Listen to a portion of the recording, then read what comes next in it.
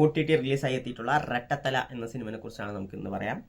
സിനിമയുടെ പേരിൽ റെട്ടത്തല എന്നൊക്കെ ഉണ്ടെങ്കിലും സിനിമയുടെ കഥയിൽ തലയും ഇല്ല വാലും ഇല്ല. നമ്മുടെ അരുൺ വിജയാണ് നായകൻ. പുള്ളിയുടെ ഫിസിക്കും കാര്യങ്ങളും എഫേർട്ടൊക്കെ അടിപൊളിയാണ്. പക്ഷേ സ്ക്രിപ്റ്റ് സെലക്ഷൻ ഡൗൺ ആണ്. അങ്ങനെ റെട്ടത്തല എന്ന് പറയുന്ന സിനിമ കണ്ടു. സിനിമയുടെ തുടക്കത്തിൽ ആക്ച്വലി നമുക്കറിയാം രണ്ട് ഇരട്ട റോൾ തന്നെയാണ്. നായകൻ ഡബിൾ റോളാണ്. ഡബിൾ റോളാകുന്ന സിനിമകളിൽ സാധാരണ കണ്ടുവരുന്ന കുറച്ച് സാധനങ്ങളൊക്കെ ഉണ്ട്. അത് തന്നെയാണ് ഇവിടെയും ഉള്ളത്. അതിൽ ചെറിയ ചെറിയ മാറ്റങ്ങളുണ്ട്, പക്ഷെ വലിയ കാര്യമൊന്നുമില്ല. അപ്പോൾ സിനിമയുടെ തുടക്കത്തിൽ നമ്മുടെ നായകൻ തൻ്റെ പഴയ ബാല്യകാല സഖിയായ നായികയെ തേടി എത്തുകയാണ്. നമ്മുടെ ഗോവയിലെത്തുന്നു.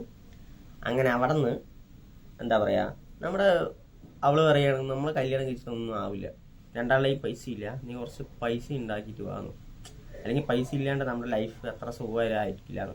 അങ്ങനെ നായകൻ ഇങ്ങനെ ടെൻഷൻ അടിച്ച് റോട്ടിൽ കൂടെ നടക്കുമ്പോഴായിരിക്കും ഒരു കാറ് വന്ന് അലക്കും. കാറ് വന്ന് ഇടിക്കും. ആ കാറിലായിരിക്കും പണക്കാരനായ നായകൻ്റെ അതേ രൂപമുള്ള മറ്റൊരു അരുൺ വിജയനെ കാണും, വെരി ഫ്രഷ്. അങ്ങനെ പുള്ളി ഇവനെ വിളിച്ചുകൊണ്ട് പോകും. എന്നെപ്പോലെ തന്നെ ഇരിക്കുന്നുണ്ട്, എന്തായാലും വീട്ടിൽ വരി എന്നൊക്കെ പറഞ്ഞ് കൊണ്ടുപോയി അവൻ്റെ കാറൊക്കെ കൊടുത്ത് ഒരു ദിവസം നീ ഫുള്ളായി അടിച്ചു പൊളിക്കുക എന്നൊക്കെ പറഞ്ഞ് കൊടുക്കും. അത് നടക്കുമെന്ന് ചോദിച്ചാൽ എനിക്ക് അറിഞ്ഞൂടാ, ആരും ചെയ്യില്ല, അവൻ ചെയ്തു.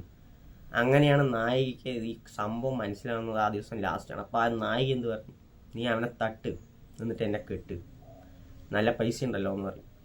ഈ മണ്ടൻ നായകൻ അത് കേട്ട് അതുപോലെ ചെയ്യും. പക്ഷെ പിന്നീടാണ് നമുക്കറിയാലോ, ആ ഇരട്ടയായിട്ടുള്ളവനെ മരിച്ചു കഴിഞ്ഞാൽ ഇവൻ ആ ഇതിൽ വന്നു കഴിഞ്ഞാൽ പിന്നീട് വരുന്ന പ്രശ്നങ്ങൾ മറ്റേ ഭയങ്കര പുലിയായിരിക്കും. അതിനകത്തോടെ പോലീസ് വരും, വില്ലന്മാർ വരും, അതിൻ്റെ കുറേ കഥകളൊക്കെ ഇങ്ങനെ പറഞ്ഞു പോകും.